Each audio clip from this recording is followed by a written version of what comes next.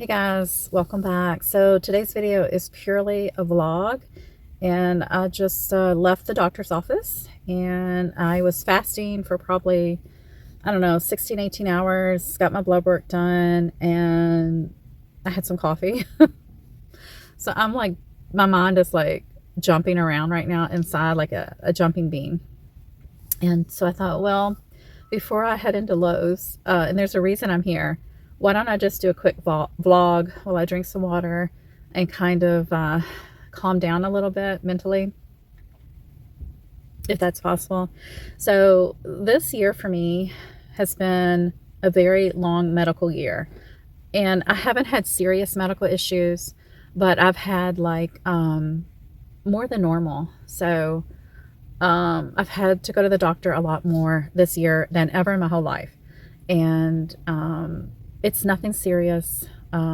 It's just a lot of procedures I've had to have done, medication adjustment, and it's all related to perimenopause. Most of it. I mean, we also had like the flu last month for like a week and a half. I had COVID at the beginning of this year in January, and it was my second worst time with COVID, and I was pretty sick, but I got over it. But then I developed a double ear infection, sinus infection. My daughter got sick too, post-secondary infection, and then they put her on antibiotics, and she had a severe reaction to the antibiotics. So we were back and forth at the doctor's, January into February. And then I started having all these issues, like these. I know if you're a male, you probably don't want to watch this video, but this is just my end of the year vlog update kind of thing. So it's going to be random. It's going to be a bunch of things because my mind is literally ping-ponging back and forth. I'm trying to stay on topic though. Anyways, so, and then in the summer, I had been having, just some issues, female bleeding that didn't seem quite right. So went to the doctor after trying to avoid going for a couple years, just because I do not like going to the doctor. So that started this cascade of blood tests and ultrasounds, and I ended up having a couple biopsies and more blood work and medication. And so I just went to the doctor, and now they're changing medication again. And it was either that, she was like, you're either going to do this or an outpatient DNC. So I'm going to try a few months of birth control pills to see if that gets me back on track to where she wants me to be, to figure out what's going on as far as what state things are at. So I'll just leave it at that. That was enough TMI, right? So I thought, well, here I am. I ran in a coffee shop next to the doctor's office after I got done doing my blood work. I hadn't had any caffeine, just water, since no food since 7 o'clock yesterday. It's like 2 o'clock now, 2:30. So I got caffeinated. I tried to get half calf. I was like, can you just give me half calf, half regular? It was just drip coffee, this new place. Never been there. And she wanted to charge me $1 to have half decaf. So I'm like, no, just give me the full shebang. I can handle it. I drink coffee. 1 cup a day is it though for me. Yeah, I just had a bacon, egg, and cheese. I only ate the bread. It was sourdough bread. I only ate half of the bread, but I ate all the cheese, bacon, and egg, and drank my coffee. Made my list for Costco, and I was like, you know what? I need to go to Lowe's. The planters that I have my camellias in, the big ones, they're like $7 off right now. So I'll put a picture right here on the screen. Maybe you need some planters too. I've ran out of room for camellias, and that's like a go-to gift that my family can give me is a camellia. Like, that's sentimental. They can last for hundreds and hundreds of years, and they can make tea. So why not give someone a camellia? And I like to get them on sale, so it's not like it's a huge investment, but they're literally something you can hand down through the generations. But until we get moved, they are in containers, so I need a few more. Plus, I'm going to redo the mint. Got to get that under control. So they have the mini ones to match. I think it's like a 6-pack for $26. That's a pretty good deal. So I'm going to get those. We're going to see if there's any plants I can save from the clearance. I doubt it. I mean, it's December the 11th, I think, right now. Yeah. I'm just still This caffeine buzz is like really still tripping me up here. Anyways, so that leads me to the update part of this vlog as we're talking about the planters, so I can transport my camellias when we move. We have started opening the conversation up again about moving. My husband has a timeline. He would like to be moved in the next 1 to 2 years. And that's okay with me, except we have a lot of work to do. Mainly that work is going to be in my garden. And so very, very soon, you guys are going to come with me as I figure out what to do. I'm thinking I need to make my garden space more buyer friendly, and maybe even make a map of what I've planted everywhere. It is an overwhelming mess, right, for someone to take on. So I need to make it as smooth as possible for this transition. My only hope is that whoever moves to my house loves to garden, because Lord, please be with them and help them as they make that transition to taking on all these plants. And I hope they don't just rip them out, pull them out. I mean, that's a lot, years and years of work on my part. The ironic thing, the really eerie kind of cryptic thing that is happening is that I have come full circle. When I moved here like 18-ish years ago, the lady who lived there before me, she was a gardener. She was a gardener. And so the house was like abandoned for 9 months before we got it. And I mean, they still had like the air turned really low and the water, I think, still on, but outdoors, the only thing they did was cut the grass. When we took over and bought the property, the flower beds were just weeds and overgrown stuff that the previous owner had planted. And so I took on a lot of her mess. And over the years, before I got into gardening deeply and obsessively, I was ripping out her stuff. And I even converted this one front flower bed to the left of my walkway, or to the left of the front porch steps. I made it smaller. I planted grass seed. 3 years ago, I converted it back the way she had it and made it bigger again, like added an extra 4 foot forward. So it's so funny that I've kind of come full circle to where I have become the previous owner, who was a gardener lady. And you know, she's left me gifts over the years. I have found those really awesome tomato towered trellises that are solid steel. She left those for me, and I didn't find them until like 4 years ago when I got in, 5 years ago when I was really growing my tomatoes, starting from seed.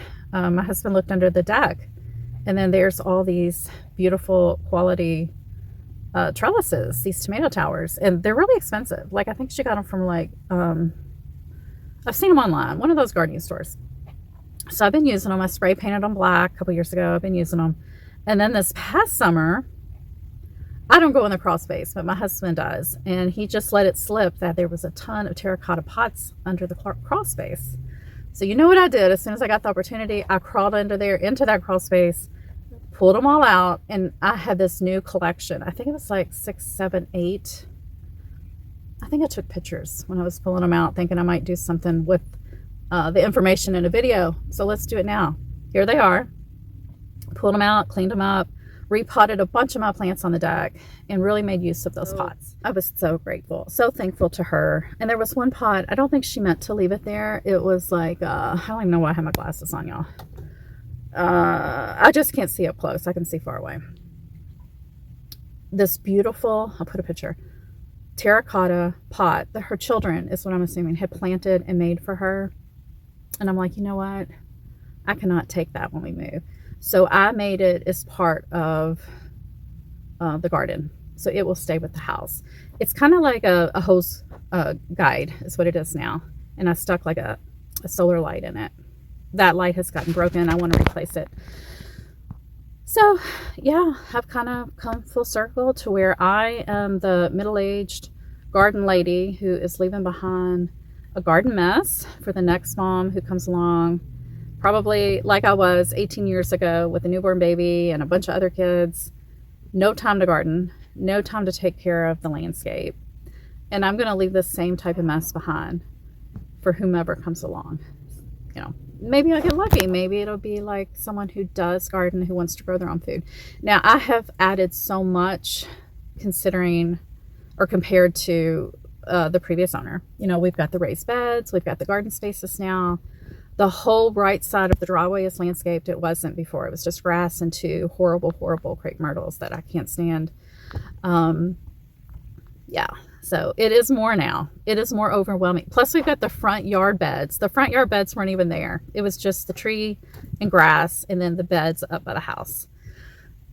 So I've added quite a few. I have added a lot of beds over the last 4 to 5 years. Okay, so that is something I'm thinking about. Getting things ready for the new owners, making it easy on me as far as moving. Plus, I want to take as much as I can, right? So I've kind of been thinking about that over the last year when I'm planting new things. And, you know, I've talked about that in other videos, what I've done.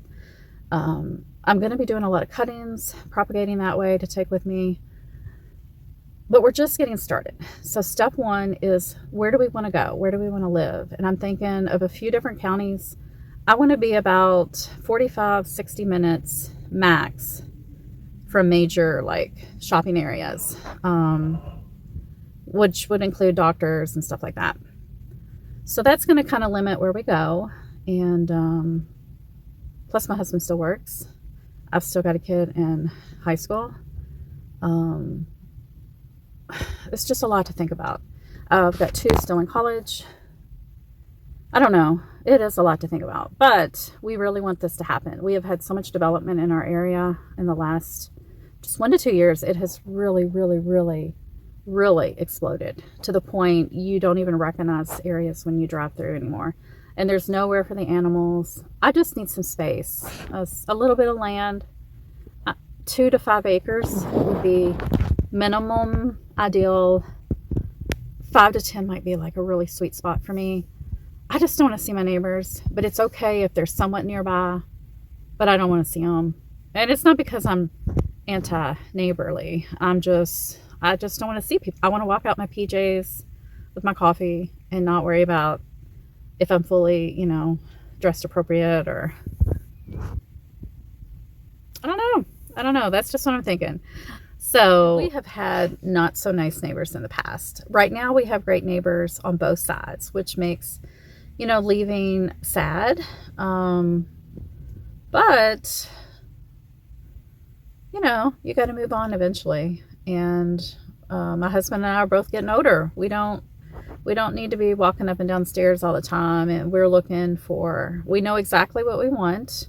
Actually, I've been looking at floor plans and like those building plans because I am leaning towards building.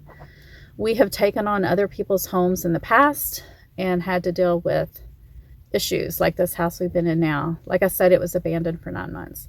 So we've had to put a lot of time and work, and we've been putting the time and money into things you can't see. Like, we didn't redo the kitchen. You know, we put in new furnaces, new roofs, flooring, you know, things that are functional, siding. My husband wants to even put new windows in this house before we move, and I'm like, we have suffered for 18 years like this. The next people can suffer too. But yeah, so those are the things we're thinking. Narrow down a location. Either get the land through a builder or buy the land and then find a builder. We built our last house that we had back in Kentucky. It was very seamless. We worked with the builder to acquire the land, built it into the loan. We even had a contingency with the building of the house and the land, which was dependent on the sale of the house we were in at that time. I would like to do something similar now, but I am still looking at Zillow at new construction and old homes or homes that just come up with the criteria that we have put in. I wasn't doing that for many, many months. I had put that off. We were happy just to stay put for 6 to 12 months and not even think about it.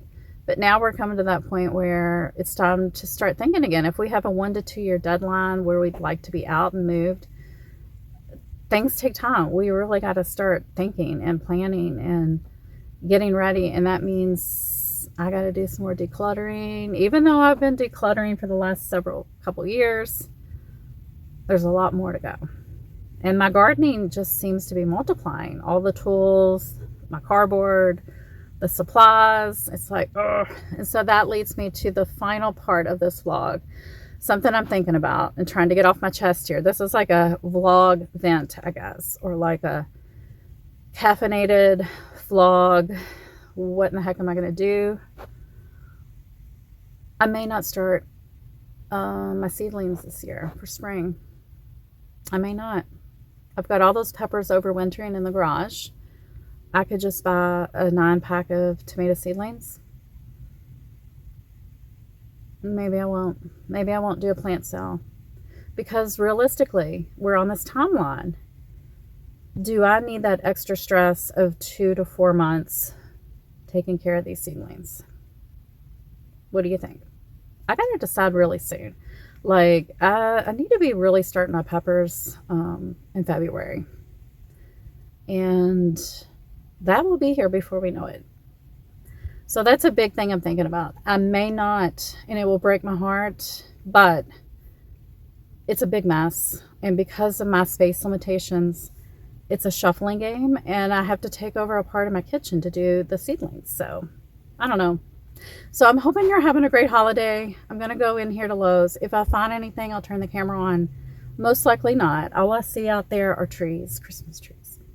So I hope you're having a great holiday season. Merry Christmas. I will talk to you soon. I've got some projects I'm working on outside, so see you soon. That did not go well. None of the planters were there that are in stock online, many. So I have to come back Friday for blood work. So I will be somewhat in this area. I mean, it's a drive to go to the doctor. So I take advantage when I'm out here. And this is not my normal Lowe's. So they did have those in stock though. Supposedly. I mean, they're not in stock, but I'm going to place the order online and see if they fill it. And then when I come to get the second round of blood work Friday, I will swing by and pick those up, since I will be way out here. Way out here. I feel like I'm in the city. I'm not. I'm really not at all. This is still suburbia, but to me it feels like the city. And so I'm a country girl at heart, and I need to be somewhere, way out somewhere with a gravel driveway where I can't see my neighbors. It's a good 30-40 minutes to a grocery, and I just hear noises, trees, frogs, whatever. I don't like concrete.